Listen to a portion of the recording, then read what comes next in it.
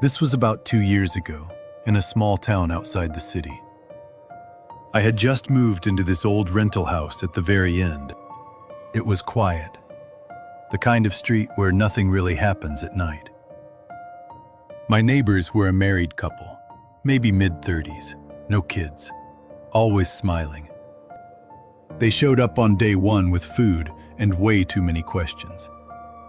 At first I thought, okay, friendly, that's good. I don't know anyone. We started having dinner together once a week, sometimes more when I was home. Their place looked almost like mine, just cleaner, brighter, like a show house. But there was this one thing the husband kept doing that bothered me. In the middle of a joke or chewing, he would suddenly stop. He'd tilt his head a little, like he was listening through the walls. Not listening to us, just somewhere above us, or behind the kitchen, I think. Then he'd blink, smile again, and jump to a completely different subject. The first few times, I thought I was maybe overreacting, or just tired. But once you notice something like that, you start counting how often it happens. And it was every visit, always when the room went very quiet. One night, after another dinner, I went home and walked past my bedroom window. From there I could see the back of their house and most of their yard.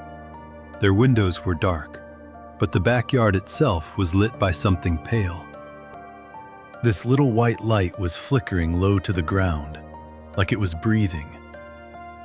I remember thinking, nobody went outside tonight, so who turned that on? I stood there, holding the curtain, trying to decide whether to keep looking. I wasn't even trying to spy on them. I just looked again without thinking. And the light in their yard wasn't a lamp at all.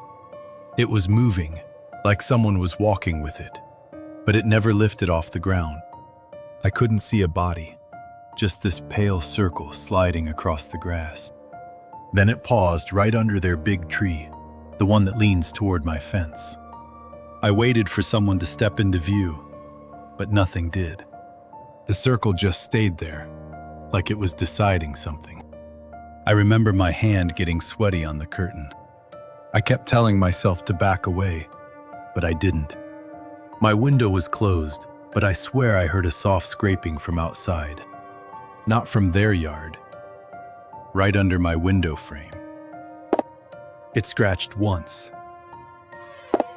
then again, slower the second time. I held my breath because I thought maybe an animal was climbing up. But when I leaned a little closer, the pale circle in their yard shifted. It didn't float or bounce. It slid directly toward my window. I stepped back so fast I almost tripped over my bed. And when I tried to look again, the curtain edge wouldn't move. Something pushed it from the other side, just a little, like a fingertip. Only once. Just enough to make me freeze there, waiting for it to happen again. I didn't sleep that night. Every time I closed my eyes, I kept seeing that curtain move. By morning, I convinced myself it had to be the wind, or something normal. But when I stepped outside to go to work, the air felt wrong. Colder than usual, just in this narrow strip between my house and theirs. Like walking through someone's breath. I tried not to look at their yard, but my eyes went there anyway. Nothing. No light, no movement, just wet grass and that leaning tree. I almost laughed at myself for getting scared over nothing. But that night, around the same time, it happened again. Not the light. This time it was shadows.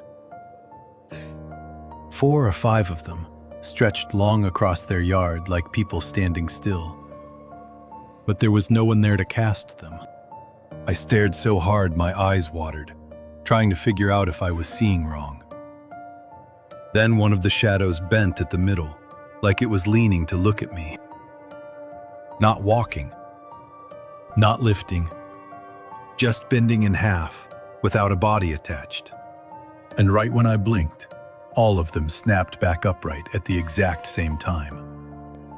I stepped away from the window, but my reflection stayed there a split second longer.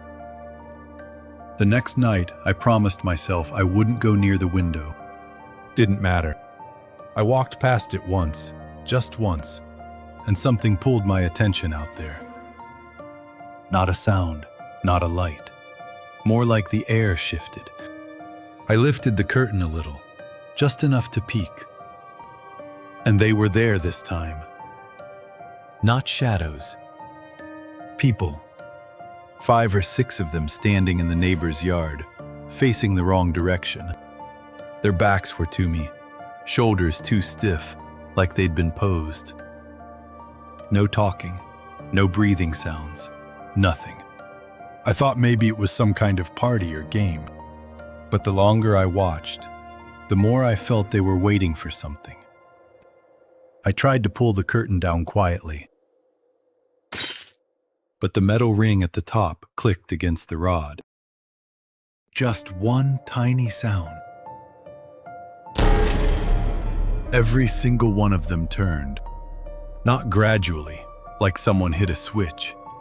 All their heads snapped toward my window at the same time. I didn't even see their faces, just the angle of their necks. Too sharp, too fast. I dropped the curtain and stepped back, but I swear I still felt them looking. Like their gaze had weight, pressing through the glass, pinning me in place. I stood there, holding my breath, waiting for a knock or something. But nothing came. Nothing at all, except that feeling that I'd finally been noticed. The next day they acted like nothing happened. The couple, I mean.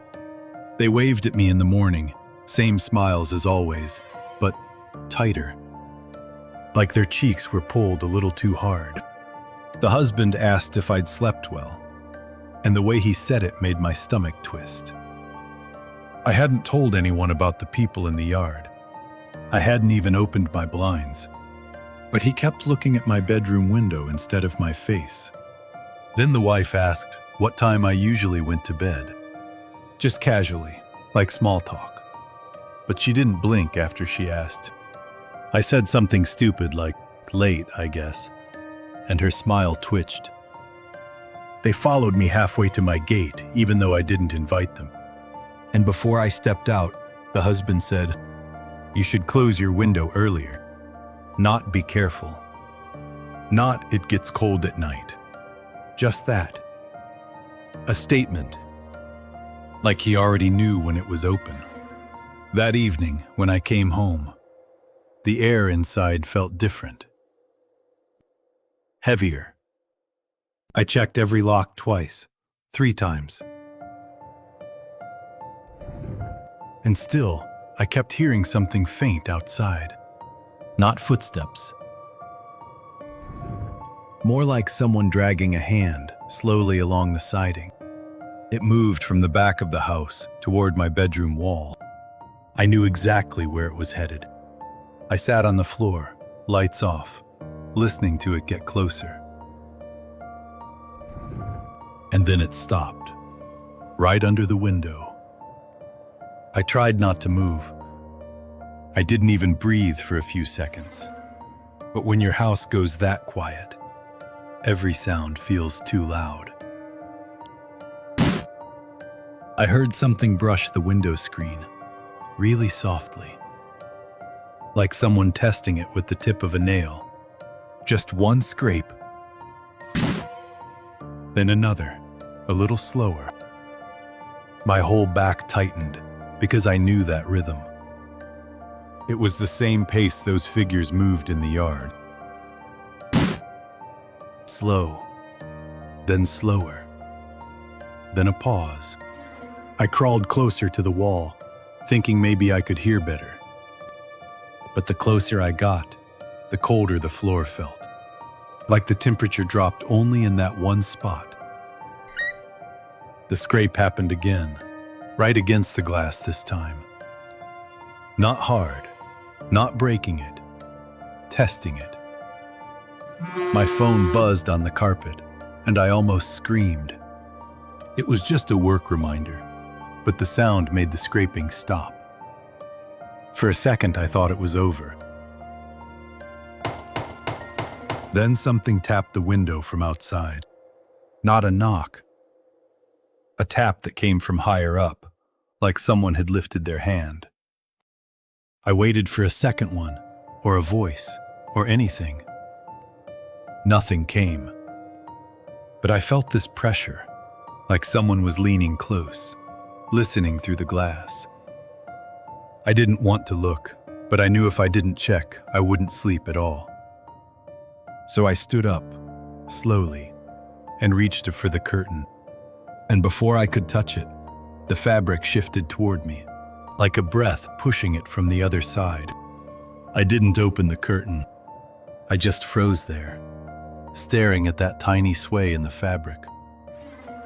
It moved once, then went still, like whoever was there stepped back. I stayed awake till sunrise, lights on, waiting for I don't know what. When the sun finally came through, I checked the yard from the back door instead. And right away I saw them. Footprints. Not human ones. Too narrow, too long, almost like someone walked on the edges of their feet. They led from the far corner of my yard, straight to my bedroom window. But the worst part was where they ended. They didn't turn around. They didn't walk back. They just stopped, right at the wall, like the person either crouched there or disappeared. The dirt was disturbed near the siding too, in long, thin marks, like fingers dragging down. I backed away without even locking the door. All morning I kept thinking maybe an animal did it. But animals don't stand upright. And they don't move in that slow, practiced rhythm I kept hearing. When I looked again an hour later, half the prints were gone. Wiped out, like someone smoothed the soil with their hand. Only the ones right under my window were left. Those were deeper, as if whatever had been standing there pressed down harder when it realized I was awake. I was trying to pretend nothing was wrong. I really was. I kept telling myself, just pack, just leave. Don't think too hard about it. But around noon, there was a knock at my door. Not loud. 3 soft taps, evenly spaced. When I opened it, the couple was standing there. Both of them smiling too wide, like their faces were pulling at the corners. The husband said they noticed I'd been up early. The wife asked if I slept through the night this time. I didn't answer either question. They didn't wait anyway. They stepped closer, not into the house, but right up to the doorway. The wife held a basket of something, but her hands were shaking just a little. Then I noticed their shoes, mud on the soles. Same color as the dirt under my window. The husband asked if I needed help with anything before the move. Except, I never told them I was moving. Not a word. I said I was just cleaning, but his smile didn't change. He just glanced past me, at the hallway, like checking who else might be inside. I felt this tight pressure in my throat, the urge to shut the door right then. But before I could, the wife leaned in slightly and whispered, "It's better when the windows stay closed at night." Then they both stepped back in perfect sync, still smiling, and walked away without another word. I didn't open my windows that night. I didn't even open the curtains. I sat on the floor with the lights off, just listening. At first there was nothing, and I started to think maybe I was finally safe. But around midnight, the air in the room got heavier, like someone had shut a door I couldn't hear. Then I felt it, this tiny vibration in the wall behind me. Not shaking, more like someone leaning their weight against it. I crawled to the side, trying not to make a sound. That's when I heard breathing. Slow, steady, not mine. It wasn't coming from inside the room. It was coming from the yard, through the glass, through the wall, like a person standing inches away, matching my movements. I held my breath to make sure it wasn't just in my head. The breathing didn't stop. It got louder when I moved my hand. I pressed both palms over my mouth because I didn't want it to hear me. A shadow slid across the bottom of the curtains, even though there was no light behind it. It paused right in the center, like it knew exactly where I was sitting. For a second, I thought I saw the fabric pull inward, like a fingertip hooking it. I wanted to run, but my legs wouldn't move. I just stared at that shape, waiting for it to rise. But it didn't. It stayed low, like someone crouched there, listening through the glass. And then, quietly, a second shadow joined the first. I didn't wait to see if a third one showed up. I grabbed the nearest bag and just started throwing things into it. Clothes, chargers, papers. None of it made sense. I just needed to leave. Every few seconds, I'd hear that soft shift of weight outside the window. Not walking. More like they were adjusting their crouch. I kept thinking, if they hear the zipper, if they hear the drawers, they'll come inside. My hands were shaking so hard, I dropped half the stuff on the floor. I didn't pick any of it up. I shoved whatever I could into boxes, didn't even tape them shut. I kept glancing at the curtains, waiting for a shape to rise. But the shadows stayed low, like they were waiting for me to get closer. When I ran to the living room, a board in the hallway creaked under my foot. The breathing outside stopped. Both shadows slid out of view at the exact same moment. No footsteps, no sound after that. Just gone. That silence scared me more than anything else. Things only go quiet when they're moving. I called a moving truck right then. Didn't care about the cost. They could come in the morning, they said. Morning was hours away. I spent the rest of the night sitting in the middle of the living room. Boxes around me like a barricade. Every time the house settled, I thought it was them returning to the window. I counted the minutes until sunrise. But the sky took too long. Way too long. And before the first light came in, I heard something outside. Not at the window this time. At the front door. I didn't move at first. I just stared at the door, praying I had imagined it. Then it came again. A soft, careful knock, like someone using only their knuckle. 3 taps. Exactly like the couple had done earlier that day. My whole chest tightened because I knew it wasn't them. They never came by this early, and the knocking was too controlled. I crawled backward until my shoulder hit a box. The knock didn't repeat.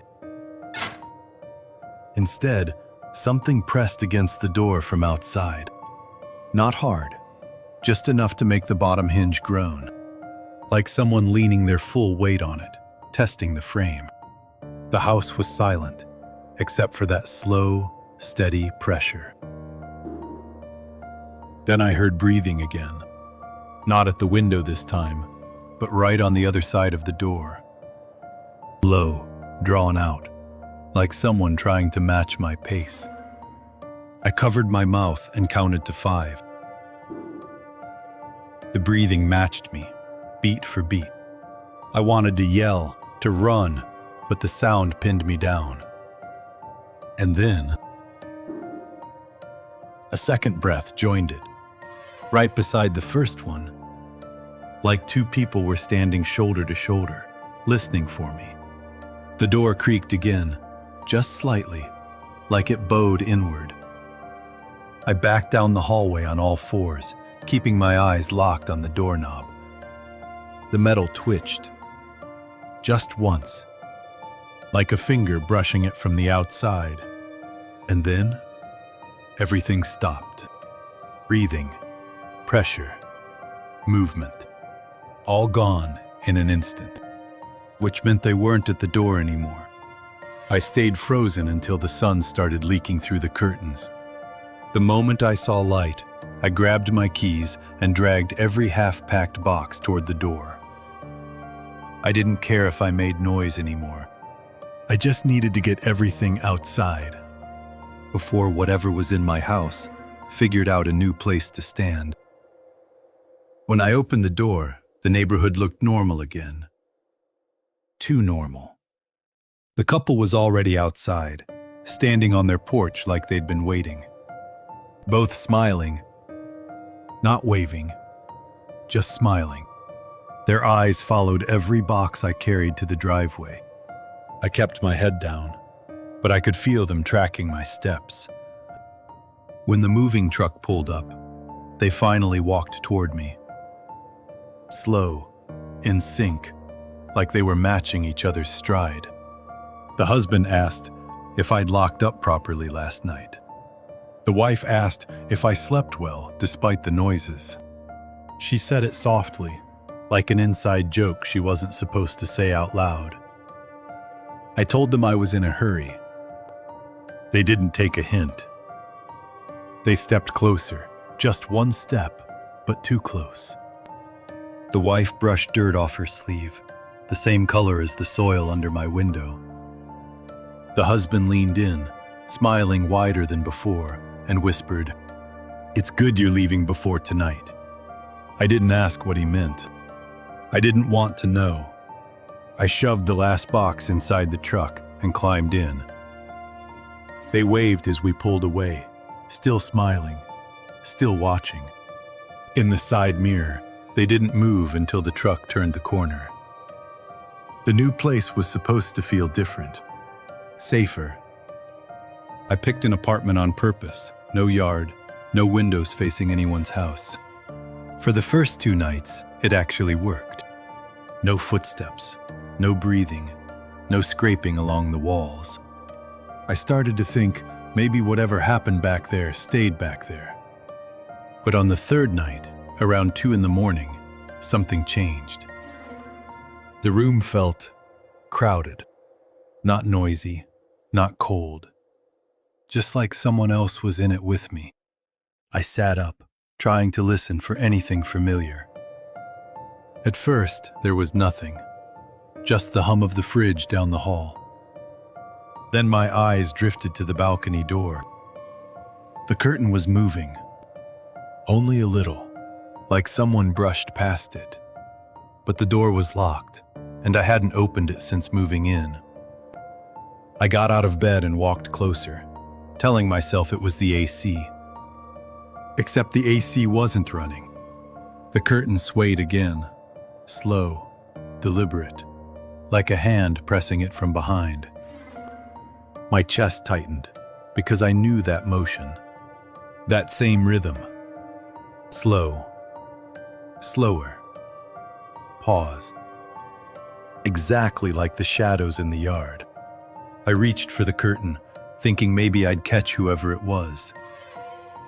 But before I touched it, the fabric lifted. Not toward me, straight upward, like something was standing behind it, rising to full height. And then a shadow spread across the floor, long and thin, pointing directly at my feet.